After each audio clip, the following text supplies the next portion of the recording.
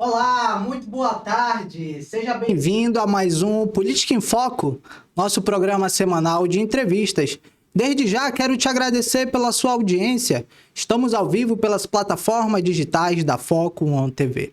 Quer participar do bate-papo de hoje? Mande aí sua mensagem, sua pergunta, que eu vou ter o prazer de ler e passar para o nosso entrevistado aqui.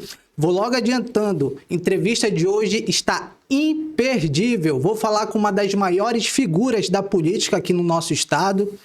E eu tenho o prazer de receber ele, que já foi ex-vereador, ex-deputado estadual, Chico Preto.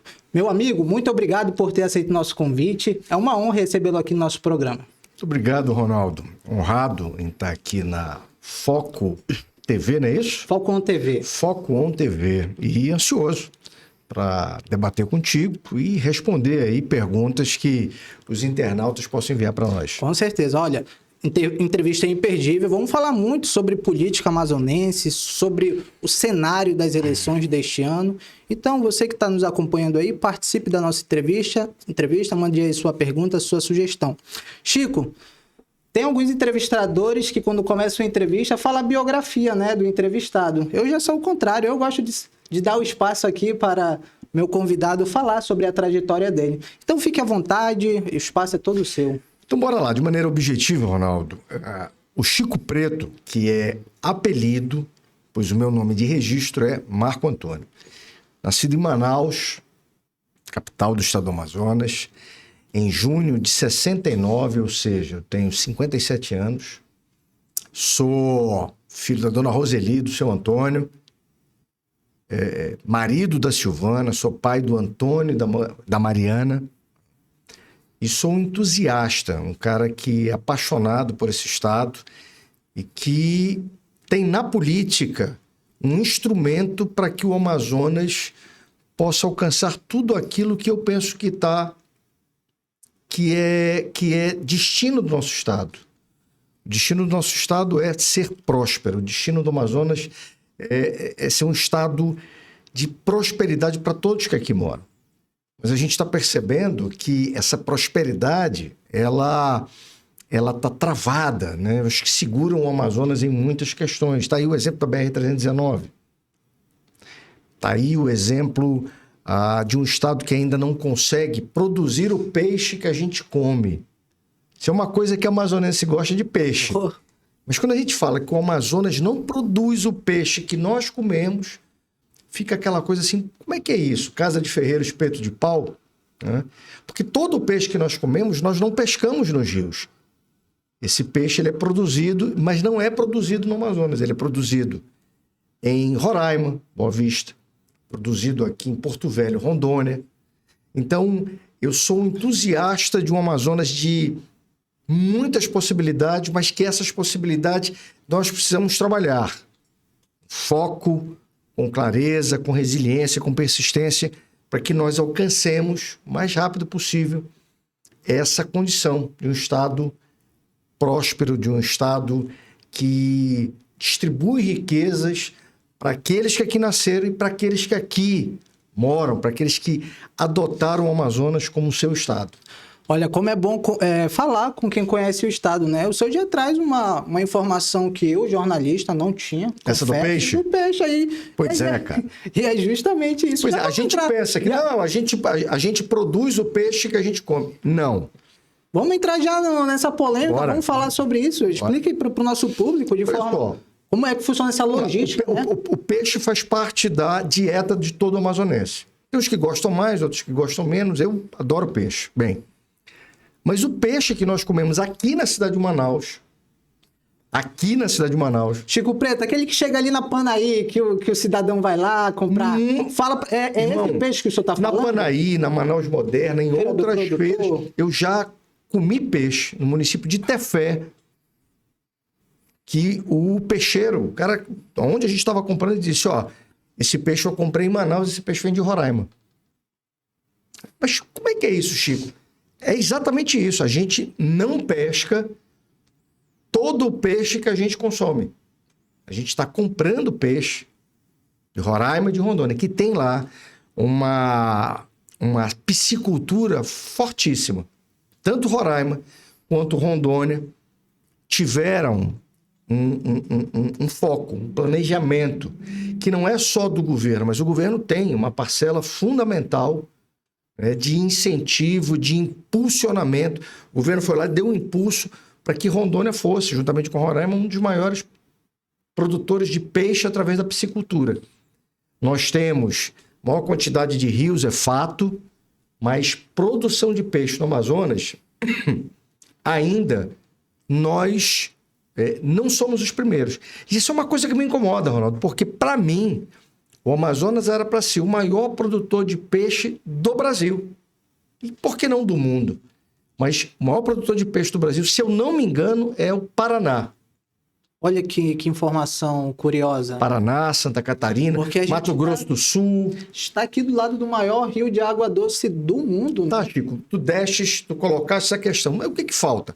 Falta a gente exatamente sentar, né? E o governo, como eu falei, o governo pode dar aquele impulso. Como é que o governo vai dar um impulso?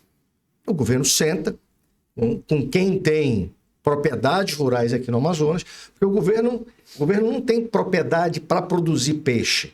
O governo não produz peixe. O governo, ele facilita, ele induz, são as tais políticas públicas, para que pessoas na iniciativa privada, produtores, empresários, digam o seguinte: beleza, o governo está facilitando isso, então eu vou botar para produzir peixe. E esse peixe produzido aqui no Amazonas, primeiro, ele gera emprego. Para você poder produzir peixe, você tem que contratar pessoas, não é isso? O cara que vai tomar conta, o cara que vai limpar o tanque, enfim, você tem toda uma cadeia de trabalhadores ali. Depois, quando você vende esse peixe aqui dentro do estado, você também está gerando economia. E aquilo que nos sobra, a gente começa a mandar para fora. Começa a beneficiar o peixe que a gente está produzindo aqui.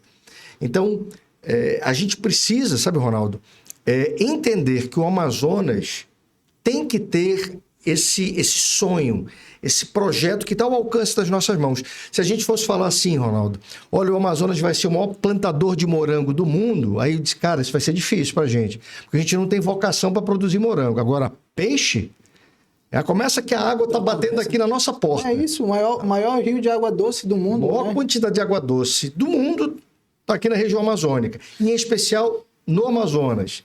Água, piscicultura. Né? A gente produzir peixe. Agora, para isso, como eu falei, precisa de um estado que tenha esse foco. Vou te dar um exemplo de como isso é possível. Estado do Mato Grosso. Eu não falo do Mato Grosso do Sul, falo do Mato Grosso. A principal cultura do Mato Grosso há 30 anos, sabe qual era? Não. Era gado, boi. Eles criavam boi, engordavam boi e vendiam para os frigoríficos. Então era pecuária de corte, como a gente chama. Sim. Criavam boi para abate, para consumo. O Mato Grosso, em 30 anos, mudou a matriz econômica deles. Continuam, algumas pessoas criando boi, engordando boi, continuam. Mas qual é a matriz da economia do estado do Mato Grosso? Soja. Mas há 30 anos, eles disseram, nós vamos ser o maior produtor de soja do mundo. E 30 anos depois, eles cumpriram o que falaram. Então, sabe, está faltando isso no Amazonas. Agora, isso não é uma coisa, Ronaldo, de um governo somente. Porque o governo entra, o governo sai. Isso tem que ser um sentimento do amazonense, do brasileiro e principalmente daqueles que vão abraçar esse segmento e dizer o seguinte, eu sou produtor de peixe aqui, eu sou piscicultor, a gente está produzindo. Quando troca o governo, esse segmento e o povo que entendeu que é beneficiado por esse segmento porque gera emprego, gera consumo, consumo gera outros empregos lá na ponta. Todas essas pessoas dizer para o governo, olha, você, governador, que entrou agora, você não pode mudar o caminho pelo qual nós estamos caminhando. Você não pode mudar. Sim. Você pode trazer outra coisa, mas você não pode deixar de apoiar a piscicultura. Porque, com o passar dos anos, o Amazonas vai se tornar um dos maiores, por que não, o maior produtor de peixe, né, piscicultura do Brasil. Lembrando, o mundo, Ronaldo, o mundo tem fome, o mundo precisa comer. E produzir peixe é muito mais rápido do que produzir o boi. É muito mais rápido. E requer menos espaço. Para você poder produzir boi, você requer um espaço muito grande de pasto. Tem que ter pasto, né? Tem que ter pastagem para o boi se alimentar. O peixe, num espaço menor, você produz uma quantidade de carne de peixe, de proteína de peixe, muito mais rápido do que você produziria no boi. Inclusive, repito, com menos espaço. Ou seja, a piscicultura ela é menos agressiva ao meio ambiente. Então, por que não nós, amazonenses, não colocarmos isso como, sabe, um objetivo... Sentimento, né? A ser perseguido. Olha, de hoje a 20 anos, e nós já perdemos alguns anos, o Amazonas será o maior produtor de carne de peixe do Brasil e, por que não dizer, do mundo. E isso também influencia no preço final, né? Não tem dúvida. Já pensou toda essa... Não tem dúvida. Essa... O que está nos faltando? A gente tem um problema de ração, a gente precisa equacionar essa questão, porque peixe come ração. Com certeza. Então, quando você compra a ração de fora, ela fica mais cara, então a gente precisa resolver essa questão de ter uma fábrica de ração. Como é que a gente atrai uma fábrica de ração? Bem, tem vários empresários, Brasil afora, que já trabalham no ramo. É questão de você convidar. Olha, eu estou te convidando, a gente tem incentivo aqui. O que é incentivo? Aqui as pessoas pagam menos impostos. Então, convidar uma dessas empresas que venha para cá, montar a sua planta de produção de ração, ou algum empresário aqui da Zona Franca que monte sua planta de ração. E nós já temos alguns, né? Mas a gente precisa diminuir o peso de impostos, de burocracia, para que essa fábrica produza num preço acessível para que essa ração chegue no peixe, porque isso também compõe o preço final do peixe. Né? Quando eu gasto uma ração mais cara, o preço do meu peixe no final do quilo do peixe, porque quando você vende o peixe, você vende por quilo. Sim. Então, quanto é que está o quilo do tambaqui? Quanto está o quilo da matrinchã? Esses peixes que tradicionalmente são feitos são criados em piscicultura. Tá? Então, você precisa baratear isso e o governo precisa tirar o peso também dos impostos e da burocracia, para que mais produtores, Ronaldo, possam produzir. Repito, primeiro objetivo, consumo interno. Segundo objetivo, a gente vender para outros estados. Ou beneficiar esse peixe aqui para que ele seja exportado. Por exemplo, o que é beneficiar o peixe? Eu vou pegar o peixe, vou fazer hambúrguer de peixe, fazer nugget de peixe, vou fazer filé de peixe, vou fazer croquete de peixe, vou fazer o que eu quiser do peixe. Mas só mandar o peixe bruto tem um preço. Pegar o peixe, beneficiar o peixe, criar outros produtos, o preço sobe mais e acaba gerando mais emprego aqui. E por que dá para fazer isso aqui no Amazonas? Repito, porque aqui nós somos a Zona Franca. Produzir aqui é mais barato que em outros lugares. E dá para fazer isso. Dá para a gente ser o segundo maior parque industrial do Brasil, Zona Franca, mas dá para a gente também ser o maior produtor de peixe, através de piscicultura, o peixe pescado no rio, também do Brasil. Então a gente tem que ter esse foco, como o Mato Grosso há 30 anos teve. Tudo influencia, né, nessa questão, né? Chico, o senhor está na vida pública, vida política aí há muito tempo, como eu já falei. Anos. Como eu já falei aqui, já foi deputado estadual, já foi vereador. Eu queria saber do senhor, e até para situar o nosso público, né? Sim. O que o senhor está fazendo atualmente, sua função, seu cargo, o que o senhor está andando fazendo? Arnaldo, essa pergunta é bacana. Olha só, quando a gente estava conversando fora ainda da programação ao vivo, eu te dizia o seguinte, que eu fui algumas coisas, mas eu sou, né? Sou amazonense, sou o marido da Silvana, sou o pai do Antônio, da Mariana, e sou advogado. As outras coisas eu fui, e hoje, além disso, eu estou secretário-geral do Partido Liberal aqui no Amazonas. Mas eu sou advogado e estou secretário-geral. O que significa isso? Uma parte do meu tempo, ela está sendo dedicada ali para ajudar ao lado do nosso presidente, que é o Alfredo Nascimento, que é uma figura emblemática do Partido Liberal, não só no Amazonas, mas nacionalmente, porque o Alfredo foi presidente nacional do Partido Liberal por 6 anos. Tá? E é Ministro lembrado já, até né? hoje. Ninguém tira isso dele. Lembrado até hoje. Como foi prefeito. Ministro. Foi prefeito de Manaus por 3 anos. Sabe, eu diria o seguinte, se você pudesse escolher os 2 melhores prefeitos dos últimos anos, eu com certeza botaria o Alfredo num desses nomes. O outro, eu não sei quem seria, mas o Alfredo eu colocaria. Sabe por quê? Pelas decisões que o Alfredo tomou e que até hoje estão aí impactando na vida das pessoas. Posso te dar alguns exemplos? Pode citar, Vamos sim, lá. fique à vontade. Hoje, a gente sabe, quem mora em comunidade sabe o seguinte, que na tua comunidade, talvez não do lado da tua casa, isso é o que eu quero dizer, mas na tua comunidade, no teu bairro, você tem uma unidade de saúde. Antigamente, eram as casinhas da saúde, Lembro muito bem. perfeito? As casinhas do médico da família. Hoje, com o passar dos anos, outros prefeitos vieram, os prefeitos tomaram decisões, né? Pegaram 3, 4 casinhas, fizeram uma casona, não é isso? Hoje tem. Mas lá atrás, quem tomou a decisão de botar saúde nos bairros de Manaus foi o Alfredo com o programa Médico da Família. Então, se a gente tem hoje saúde pública dentro dos bairros de Manaus, alguém vai dizer, mas não está lá. Claro, sempre tem que estar melhorando, sempre que tem que estar cobrando, sempre tem que estar fiscalizando. Mas se há uma unidade de saúde hoje, no seu bairro, em outros bairros da cidade de Manaus, essa decisão política ela é acreditada ao Alfredo, que foi prefeito lá de... Ele foi... A primeira vez que ele foi prefeito interventor, se eu não me engano, 87, 88. Depois foi eleito prefeito em 96, ele ficou de 96 a 2000, reeleito prefeito em 2000 até 2004. Então, se Manaus tem, e foi o primeiro, se eu não me engano, o primeiro centro de convivência do idoso do Brasil, bairro Nossa Senhora das Graças, aqui próximo ao Beco do Macedo e tal, do lado da Fundação Dr. Thomas, Sim.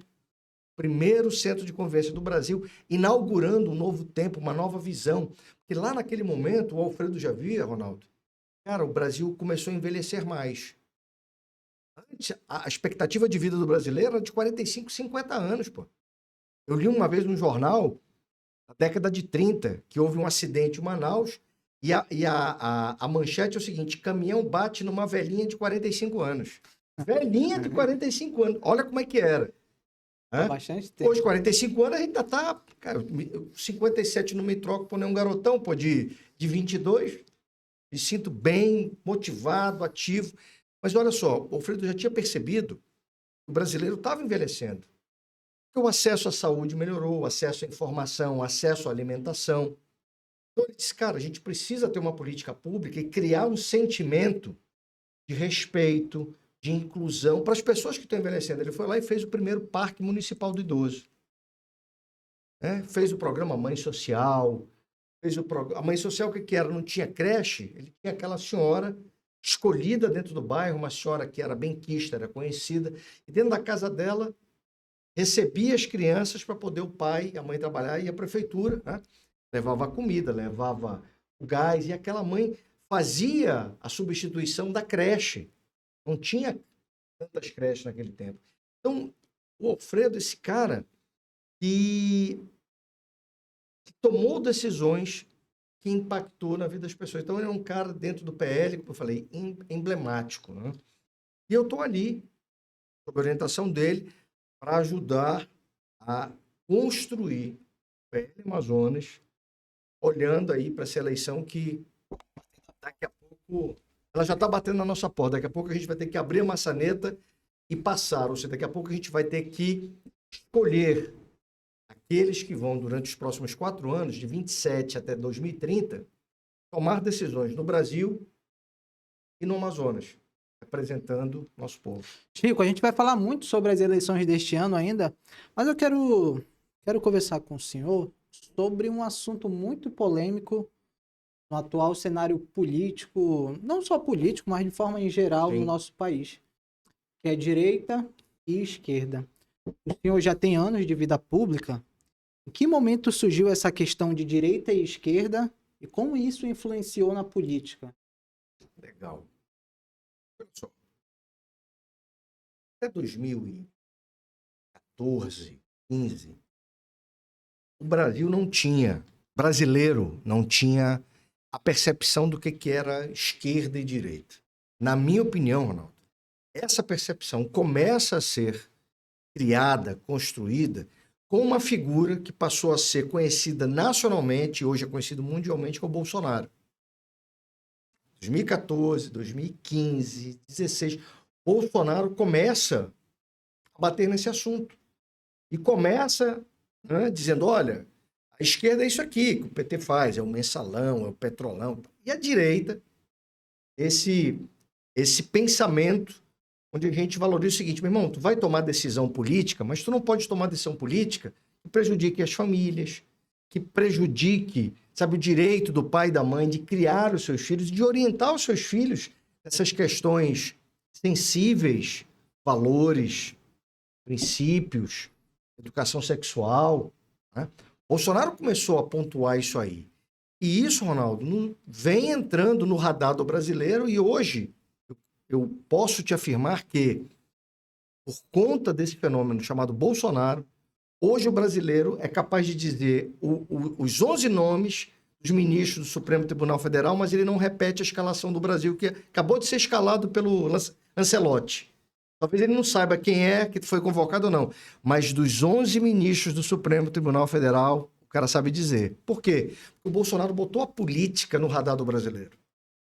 Faz sentido isso que eu estou dizendo? Sim, sim. Ele botou Bolsonaro e essa polarização que veio, consequentemente, né, desse furacão que ele é um cara que fala o que ele pensa, né, às vezes ele fala sem medir, mas o Bolsonaro é responsável por isso. Então, essa figura da esquerda e da direita, ela começa a ficar mais clara para os brasileiros a partir desse momento. E hoje, para muitos cidadãos, para muitos eleitores, ser de esquerda ou ser de direita já diz muita coisa. Quando fala assim, esse cara é de esquerda, vai entender. Mas, geralmente o cara é a favor do aborto, geralmente o cara é a favor da descriminalização das drogas, né? Geralmente o cara que é de esquerda vai dizer, não, até 18 anos, aquela criancinha ali, ela não sabe o que está fazendo. Ela matou, mas não sabia o que estava fazendo. Aí tu vai conversar com o cara de direita, o cara vai dizer, não, bicho, ali dentro do ventre da mãe já tem uma vida, então você não pode matar. O cara de direita vai dizer para ti o seguinte, não, peraí, pô. Curumim desse aí de 16, 17, isso não é uma curumim, isso é um galalau, pô. E já sabe o que está fazendo, então tem que ser responsável. Então você vai começar a ver nos brasileiros essa convicção, né, de direita e de esquerda por conta desse fenômeno que vem Bolsonaro e deu uma sacudida aí nesse cenário político. O senhor diz ser publicamente de direita, né? Tô seguindo nessa linha, o que é ser de direita? Porque tem vários aspectos, né? Tem a parte dos costumes, tem a parte da economia, Sim. né? Tem aquela O cara frase... de direita vai dizer o seguinte, Tem meu aquela irmão, frase, sou liberal na economia e conservador nos costumes. tem essas coisas também e tal, mas olha só, tem muita gente que se identifica, que é cristão, vai dizer o seguinte, cara, eu sou cristão, então porque eu sou cristão, sou de direita. Mas você vai ver o seguinte, que existem muitos cristãos que são filiados a partidos de esquerda. Uma coisa não anula a outra, né? Tá entendendo? Aí tem até aquela história de, rapaz, ou o cara não entendeu o que é ser de esquerda ou não entendeu o que é ser cristão. Uhum. Mas existe, é o fato. O cara, não, eu sou cristão, eu vou para a igreja. Geralmente a igreja é católica, mas eu sou de esquerda. Mas aí é o seguinte, Ronaldo, tem essas coisas que eu procurei traduzir de forma mais simples, mas a questão é mais profunda. Né? Vamos dizer o seguinte, é bom quando você entende por que você se considera um cara de direita ou porque você se considera um cara de esquerda. Você tem compreensão clara por que disso. A direita tem um conjunto de princípios, como a esquerda tem um conjunto de princípios. Mas a direita sempre claramente vai dizer o seguinte, cara, droga, não, pô. A gente não quer liberação de droga. A esquerda, o pessoal da esquerda, os políticos que representam a esquerda, vão dizer, não, mas a gente pode liberar uma maconhazinha e tal. Não sabem que todo o processo de dependência química né, que faz a pessoa se tornar um viciado, começa com uma maconhazinha, né, começa com um beckzinho ali e tal. Então, a direita vai dizer, não, a gente sabe que é uma luta difícil e tal, mas a gente pensa o seguinte, cara, vai liberar isso aí, liberar vai ficar pior do que já está. A direita tem aquele entendimento, que é o seguinte, bicho, facilita a vida das pessoas, menos impostos. Aí tu vê um governo de esquerda, o Haddad entrou, porrada nas blusinhas da Shein. Até as blusinhas da Shein. Agora, às vésperas da eleição, eles não, vamos liberar da taxa, mas foi eles que criaram, né? Eles criaram lá em 2023, ficaram até 2026, ou seja, quase 4 anos, cobrando, e agora fazendo essa média. Não, a gente está liberando a taxinha das blusinhas e tal, mas cobraram tudo. Criaram muitos impostos, foram, sabe, tirando mais dinheiro do bolso do cidadão. Um governo de direita, o pé vai pisar no freio. Disse, não, mano, não vamos criar mais taxa nem imposto, vamos deixar o dinheiro ficar no bolso das pessoas. É um princípio, Ronaldo. Você vai ver, é quase sempre um governo de esquerda vai dizer o seguinte, eu sei o que é melhor para ti, Ronaldo. E um governo de direita vai dizer, rapaz, quem sabe o que é melhor para o cara é ele mesmo. É ele mesmo. Ele que sabe onde que o dinheiro dele tem que estar. Um governo de direita vai te respeitar. Meu irmão, tu ganha teu dinheiro, então aqui, resolve o teu problema. A gente vai tirar os impostos do teu dinheiro para que sobre mais, para que você tome suas decisões. Se eu vou comprar um plano de saúde, se eu vou botar o meu filho numa escola particular, se eu vou fazer... Mas um governo de esquerda sempre vai tentar te convencer. Não, eu sei o que é melhor para ti. Deixa eu pegar, né, mais dinheiro no teu bolso, porque eu vou te devolver com isso, com vale aquilo, vale isso, vale aquilo. Então você começa a ver essas diferenças. E o brasileiro, Ronaldo, entendendo cada vez mais isso aí. E se posicionando. Eu sou um daqueles que quero o seguinte, cara, não quero o governo dizendo o que é que eu tenho que fazer com o meu dinheiro. Ou dizendo, não, me dá mais dinheiro teu que eu vou te devolver naquilo que eu acho importante. Não, mano. Diminui impostos, deixa que eu resolva a minha vida. Tá? Me dá o básico. O básico é, saúde pública funcionando, segurança pública funcionando, né? E uma educação básica. Educação básica, boa, funcionando. Então, cara de direita tem muito dessa visão que eu estou te colocando aqui. Sim, Chico, um bate-papo muito legal para o público, né? Também tirar suas conclusões, né? Do que é melhor, como o senhor falou, né? A pessoa vai analisar os dois lados e vai saber o que é melhor para ele, né? Mas vamos falar sobre as eleições? Bora. Tá batendo a porta aí e pegando fogo, né? Os bastidores da política no Amazonas. Chico, pode chamar Chico com Por todo favor. respeito. Por favor. Chico, o nome do senhor já foi especulado como vice da Maria do Carmo. Eu te pergunto, o senhor vai compor a chapa da candidata do PL nas eleições deste ano? Não, olha só. Eu entendo que é o seguinte, mencionar o meu nome nesse momento é algo natural pela seguinte razão. Eu sou filiado ao PL. Então, tudo me leva a crer que a composição da chapa do Partido Liberal, que tem a professora Maria do Carmo como a nossa pré-candidata ao governo, que esse segundo nome, tudo me leva a crer que esse segundo nome será do PL.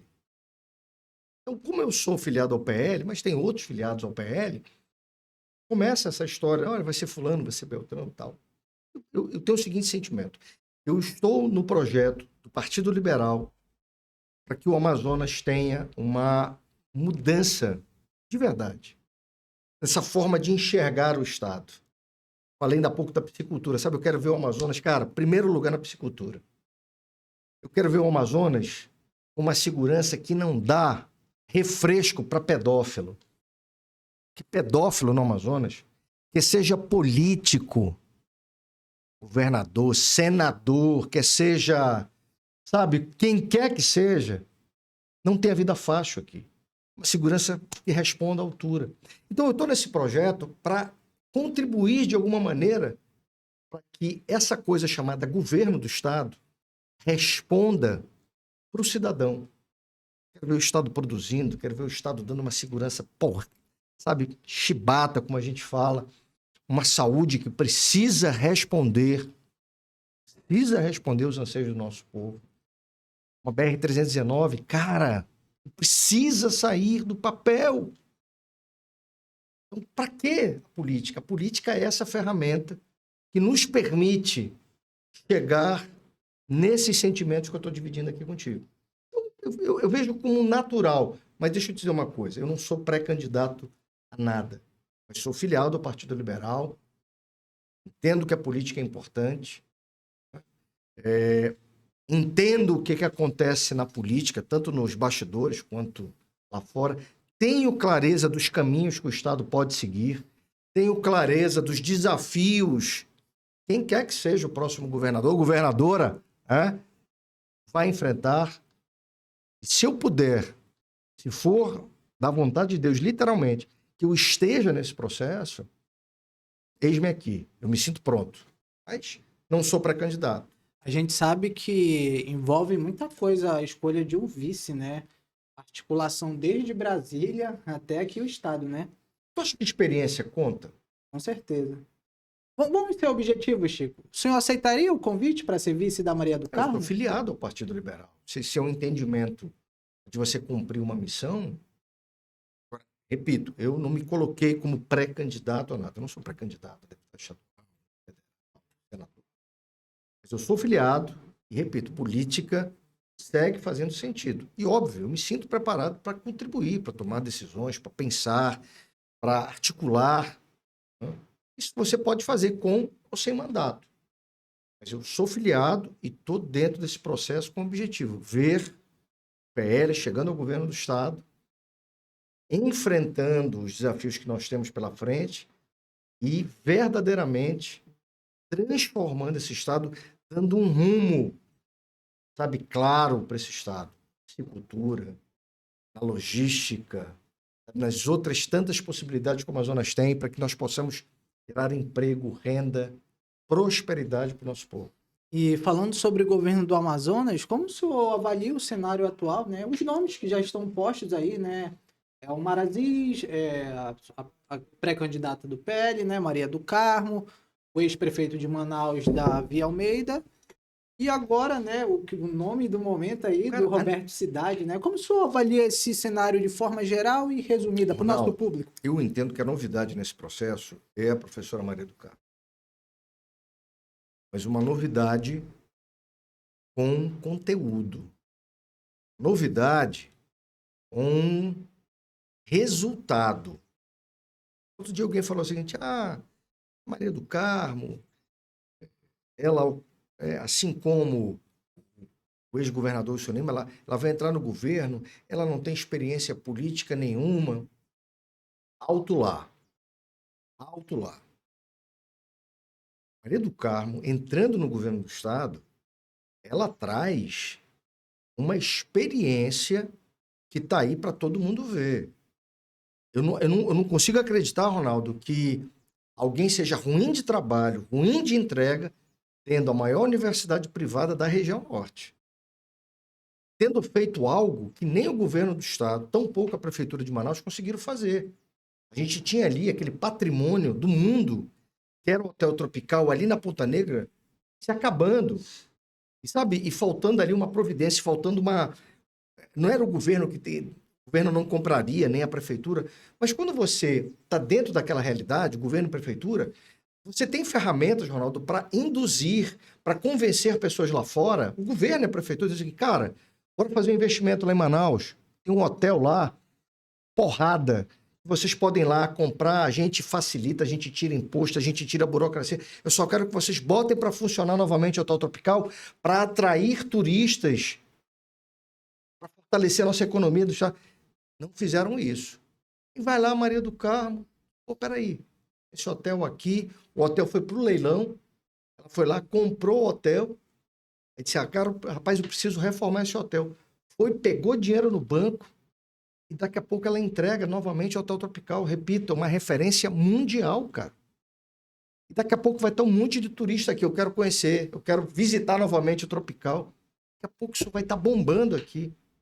Fruto da ousadia, da visão da Maria do Carmo. Então, olha como é diferente.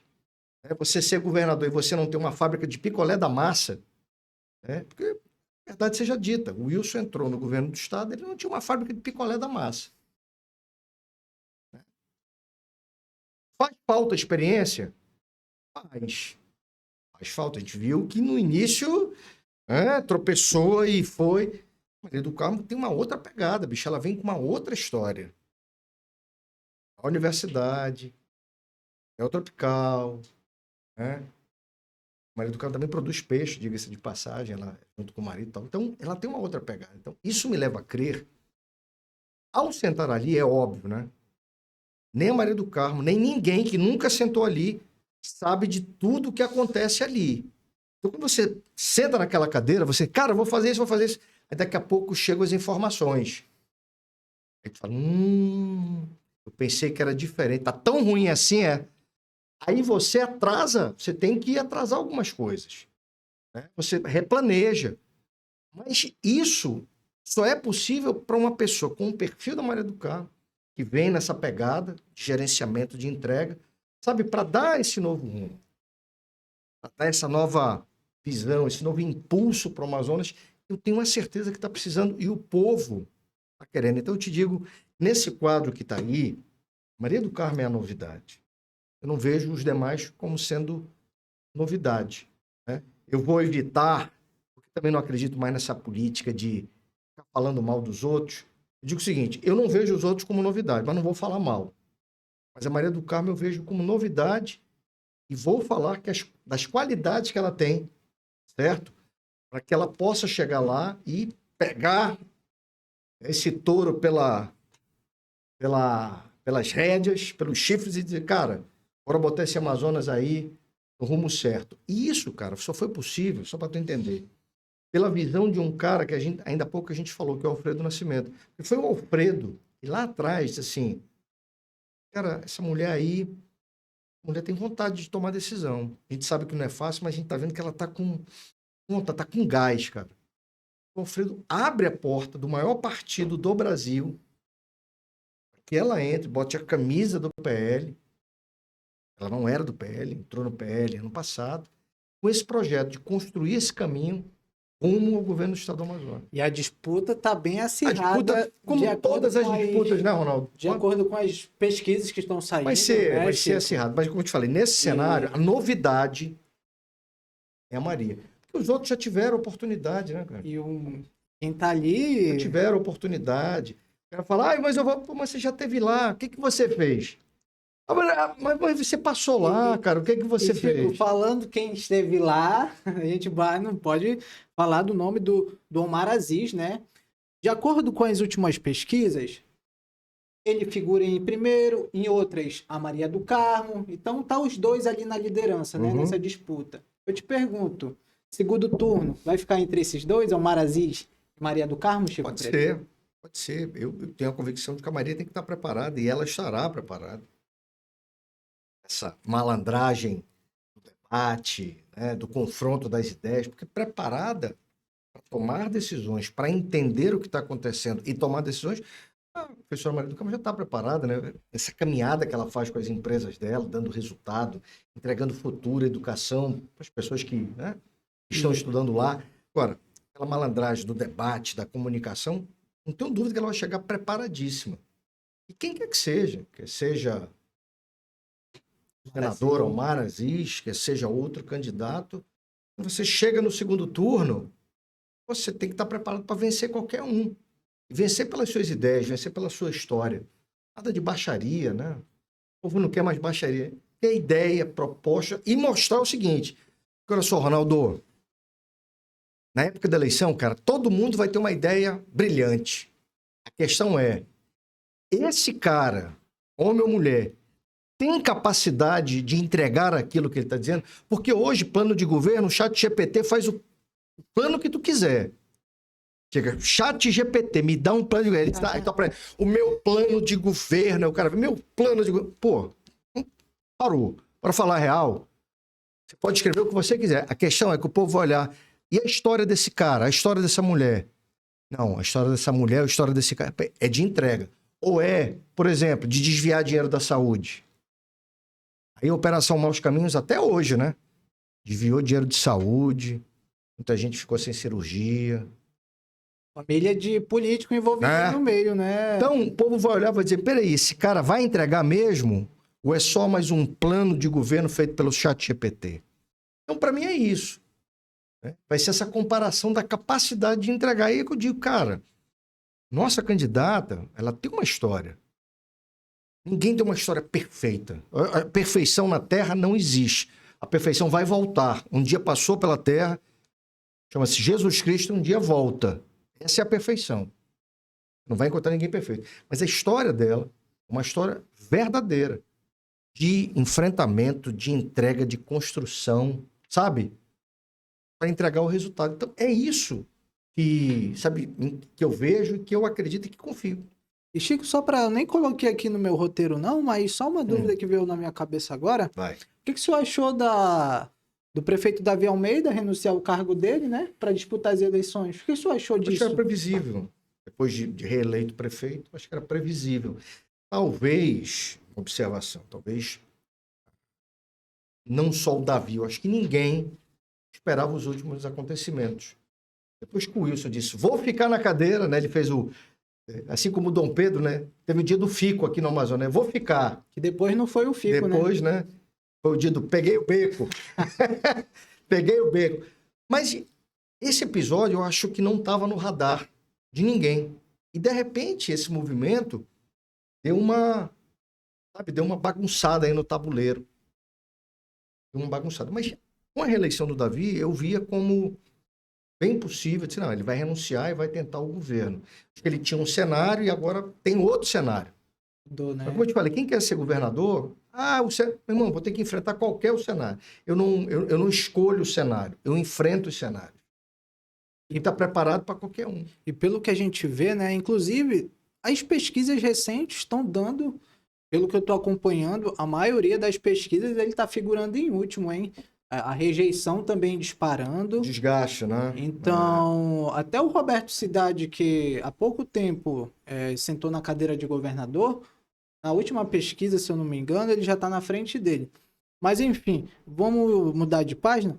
Falando também sobre pesquisas, a gente vê, como eu falei anteriormente, né? Maria do Carmo, em algumas aparece na frente, já o Omar Aziz em outro.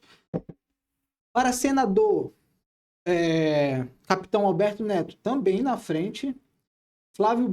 Para presidente, Flávio Bolsonaro também algumas na frente, outras presidente Lula na frente. Sim. Resumindo, todos esses candidatos de direita figurando aí na frente, como o senhor vê essa guinada do Amazonas para direitas? Eu tenho a convicção de que o Amazonas vai ter um governo de direita pela primeira vez. Porque nos últimos anos não teve. Os governos, você percebe, de centro-esquerda. Centro-esquerda, nunca foram de centro-direita. Então, centro e direita. Então, eu tenho a convicção, por algumas coisas que acontecem, por exemplo, Roraima, governo de direita, lá do Denário. Roraima está nadando de braçada. Pô. Emprego, desenvolvimento econômico, oportunidade. Rondônia, o governador que estava lá, os últimos governos de Rondônia, à direita, trabalho, progresso, renda. No Acre, o Acre deu uma guinada, saiu ali dos irmãos Viana, daquele petismo, né? Mais raiz, tal, deu uma guinada mais para o centro. Então, eu estou vendo que aqui a região norte, na minha opinião, chegou a vez do Amazonas. Vai depositar sua confiança num governo de direita, um governo com outros princípios. Que princípio é esse, meu irmão?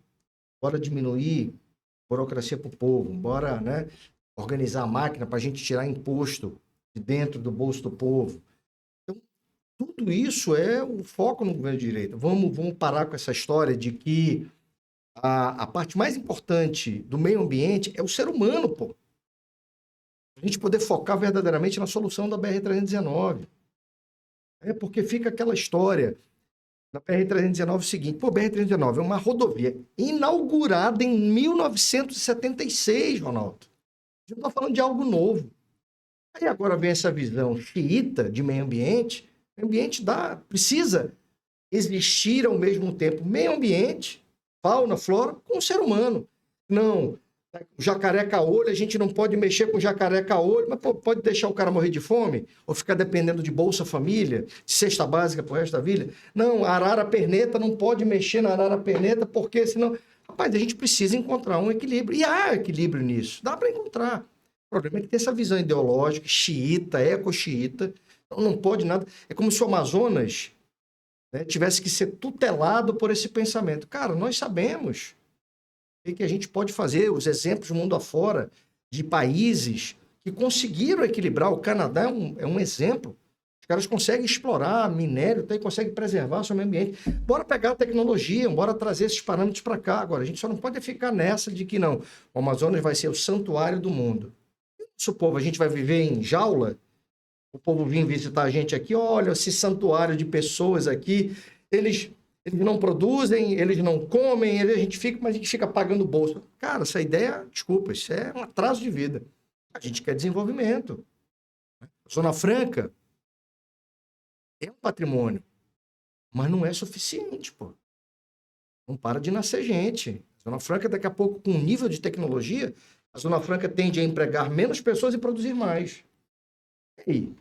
Todo mundo vai trabalhar onde? Vai produzir o quê? Então a gente precisa ter essa preocupação. Para falar linguagem clara, verdadeira, simples, para a gente poder alcançar os objetivos do Estado. O Estado do Amazonas não pode ser bibelô do mundo. É tipo aquela ideia de alguns antropólogos, sociólogos, com relação, por exemplo, aos povos indígenas. O indígena não tem autonomia para tomar as decisões dele. Não, porque tem gente que diz o seguinte: não, você não pode sair da aldeia, você tem que usar tanga pro resto da sua vida, porque o mundo precisa ver os índios. Pô, mas se o cara não quiser mais usar tanga? Porque, felizmente ou infelizmente, as culturas indígenas também já são impactadas aqui. Aí o índio vê lá, pô, o cara tá usando um Nike, olha, da hora, caramba, tá. É pecado o cara querer um Nike, o índio querer um iPhone? A gente está vivendo essa realidade, mas tem essas figuras que não. O índio tem que manter eles isolados, tem que manter ele ali numa caixinha, porque para poder o turista vir. Mano, isso é uma decisão deles. O Bolsonaro falava algo assim. Por quem tem que decidir se explora ou não explora?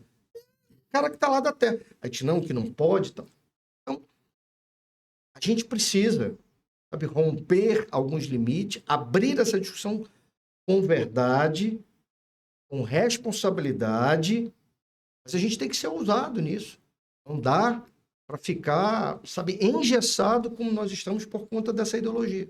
E Chico, a gente estava conversando sobre a disputa pela presidência aqui no nosso estado, né? Como eu falei, o Flávio Bolsonaro liderando algumas pesquisas. Eu quero saber do senhor o que o senhor achou dos áudios vazados dele com o Daniel Vorcaro, né? Um dos maiores suspeitos, né? A gente tem que usar essas palavras, Sim. né? De aplicar o maior golpe financeiro da história do Brasil, né? Sim. E posteriormente o Flávio Bolsonaro confirmou que teve esse encontro com ele, né? Na casa dele lá em São Paulo. O que eu acho? Por que o Partido dos Trabalhadores não abre a CPI do Banco Master? Por quê?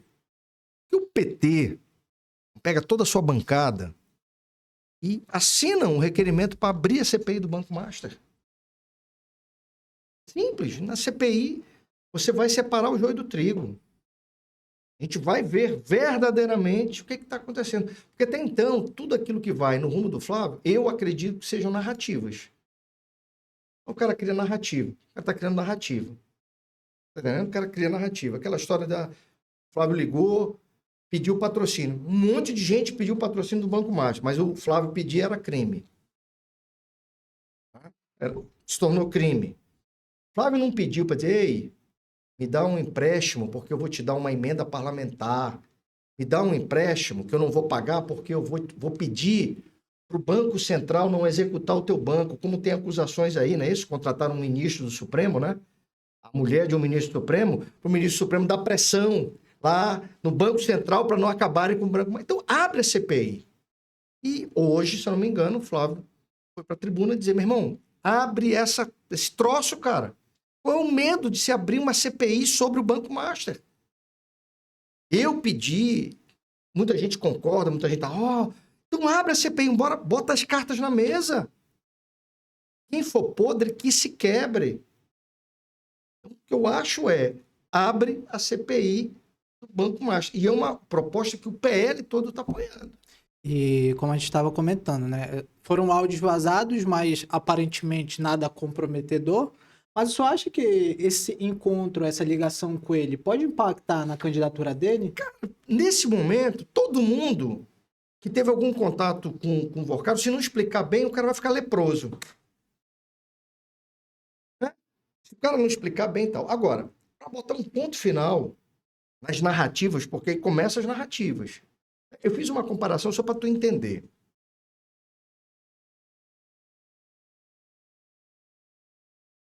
Aqui em Manaus, muitos bairros de Manaus, se você for visitar bairros, qualquer zona, você perguntar ali, tu sabes onde é que fica a boca de fumo aqui do bairro? O cara vai dizer, eu sei. O cara é morador do bairro, ele sabe. E é muito comum o cara te apontar para um lugar, o cara diz, olha, é ali que vende a droga. E você olha assim, é uma taberna. Vendendo arroz, vendendo salsicha, vendendo calabresa, vendendo frango, vendendo ovo, vendendo guaraná e tal. Mas ali também o cara passa a droga. Agora me diz uma coisa, todo mundo que vai ali para comprar droga? Ou o cara vai ali e compra só calabresa? Aí, de repente, a polícia vai lá, dá estoura a boca. Aí diz, vamos saber quem é que comprava aqui. Aí diz, beleza, bora saber. Agora, só quer saber quem comprava droga ou quem comprava comida de verdade. E quem só comprava comida? Vai ser culpado também? Eu entrava aqui para comprar comida. Então, aquela história. O Flávio liga. Meu irmão, macho, vocês estão patrocinando aí um monte de coisa. Eu tenho aqui o filme do meu pai. Tem chance de ter algum patrocínio? Sim ou não? Mas você não tem aquela história dizendo, beleza, olha, eu vou te patrocinar, mas tu vai ter que votar para liberar isso, tu vai ter que votar para passar pano para isso e tal. Ele pediu o patrocínio. Pediu, ele afirmou, cara, eu pedi o patrocínio. E aí o pessoal começa a inventar, que olha, tal, não sei o quê, e... Irmão, abre a CPI. Melhor forma de calar a boca de quem está inventando essa narrativa é abrir a CPI. Agora vê, estranhamente, ou não tão estranho assim, a bancada do PT não quer abrir a CPI do Banco Master, pô.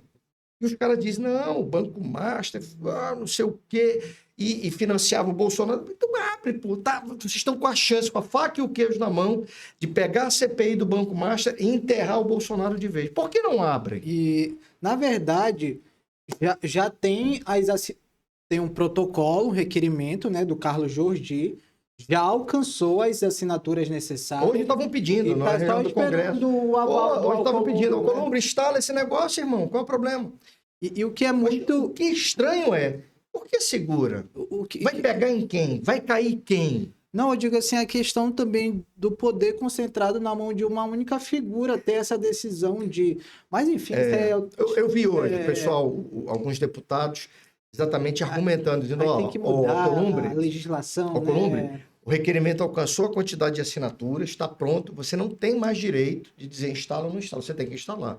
Eu vi um debate interessante hoje. Bem, eu estou torcendo, coloquem na mesa, instalem, convoquem Vorcaro, convoquem advogados que são parentes de ministros que prestaram serviço para o Banco Master, convoca todo mundo, bota na mesa e deixa o Brasil saber o que está por trás do Banco Master. Agora, estranhamente, meu amigo Ronaldo, e o PT não assina isso? Se eu não me engano, foi só um senador, né? Inclusive foi presidente da comissão agora do crime organizado. O PT não assina, não vou lembrar o nome dele. O que será? É bem estranho mesmo. Mas só para finalizar esse assunto, Flávio Bolsonaro é o nome ideal para ser o novo presidente do Brasil? É o nosso candidato.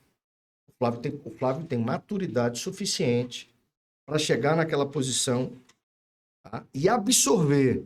O que eu te falei ainda há pouco? Quando o cara senta na cadeira, governador, prefeito, presidente, o cara vê de fora, ele enxerga uma quantidade de assuntos. Quando ele senta ali, tem uma outra quantidade que vem para o colo do cara. Se o cara não tiver preparo emocional, intelectual e espiritual, o cara não dá conta. Se tu me perguntar, o Flávio está preparado? Eu te digo sim. Eu te falo isso porque eu tive um contato recente com ele. Falou recentemente com ele? Qual foi o... Brasília. o assunto, o bate-papo? Fala Foi a pra gente, visita pro do nosso PL, público. nós fomos até Brasília, PL Amazonas foi para Brasília, e ali teve um encontro, então aí você percebe a maturidade, a serenidade, ao mesmo tempo a firmeza com que o Flávio fala dos assuntos. Então, eu te digo, Ronaldo, que o Flávio tem preparo, maturidade suficiente. É que o Flávio sabe de tudo. Repito, quando os caras botam a bunda naquela cadeira, vai vir um monte de coisa que ele não conhecia antes. Se você não tiver maturidade, serenidade intelectual, emocional, espiritual, você não dá conta. E eu vejo essa serenidade para o Flávio pegar tudo aquilo, né, digerir. Não, vamos por esse caminho. Não estou dizendo que é fácil, nunca será. Mas se você não tiver um nível de maturidade, você tomba. Então eu vejo esse nível de maturidade intelectual, política. O Flávio foi deputado, várias vezes senador, tal. Então ele conhece o jogo pesado que Da tem em política, Brasília. né? Então, eu vejo, sim, condições necessárias para que o Flávio sente ali e aponte novos rumos, novos caminhos para o Brasil. Chico, que bate-papo legal. Por mim, a gente ficava aqui mais horas e horas conversando. Bacana, É sempre bom conversar com gente da política, que entende, né, do cenário estadual. Espero que tenha sido claro para as pessoas que nacional. estão... Às vezes o político quer falar difícil, eu prefiro falar a linguagem que o povo entende para que esse despertar chegue aqui e aqui. Porque daqui a pouco, Ronaldo, você está nos vendo, você vai ser chamado para tomar essa decisão. A minha decisão eu já sei qual é, mas você vai ser chamado para tomar a sua decisão.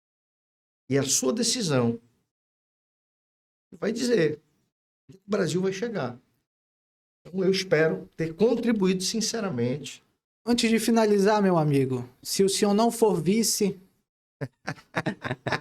da Maria do Carmo, vai disputar Eu algum cargo continuo sendo político? Chico Preto. Fala pro nosso público, dá essa... Se eu não for candidato a nada, primeiro, eu não disputar sou algum cargo pré-candidato, eu não sou pré-candidato.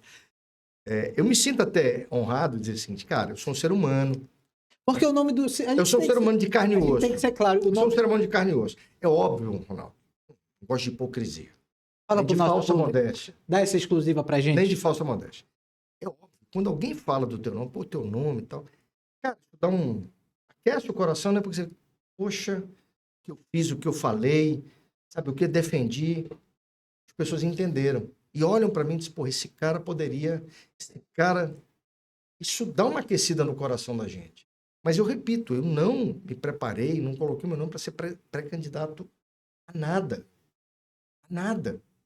Então, sabe, tem que ser uma coisa assim muito fora, um ponto fora da curva. Mas veja, se eu não for candidato a nada e não sou pré-candidato, eu continuo sendo o Chico Preto.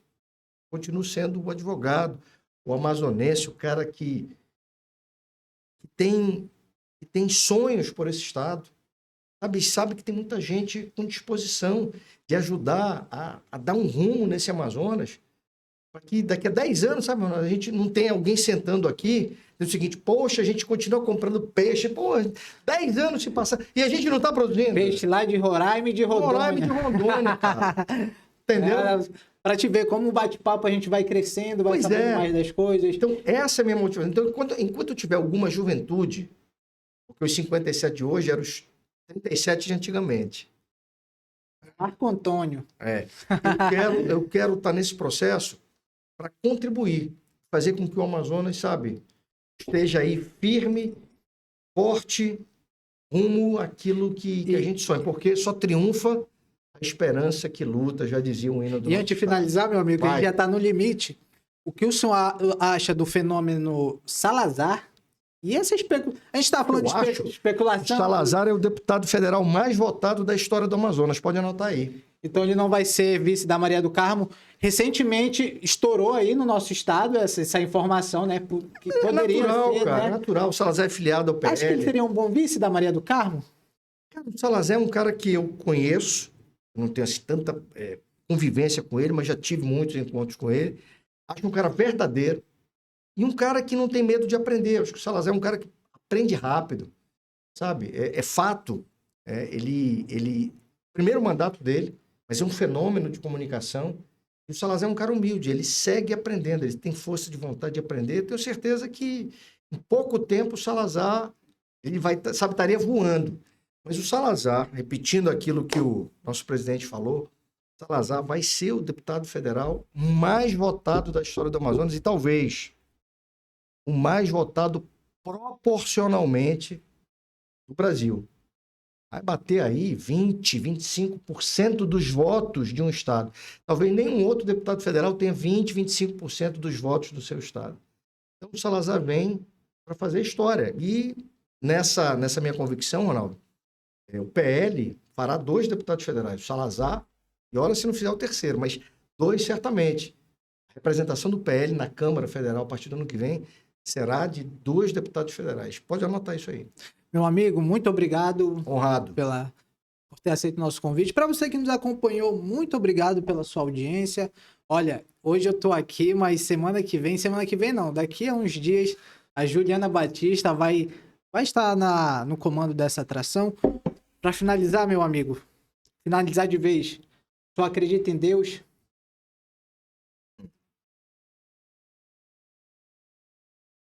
A razão da minha existência. Aquele que teve misericórdia não só de mim, mas de toda a sua criação e mandou o seu filho para essa terra para pagar um preço que eu não conseguiria pagar, eu nem ninguém. Então Deus é a razão da minha e da existência de todo mundo que entende isso. E também daqueles que não entendem. Toda a honra e toda a glória a Ele. Esse foi Chico Preto, uma das maiores figuras políticas do nosso estado. Para você que nos acompanhou, muito obrigado pela sua audiência. Política em Foco está chegando ao fim. Até a próxima semana.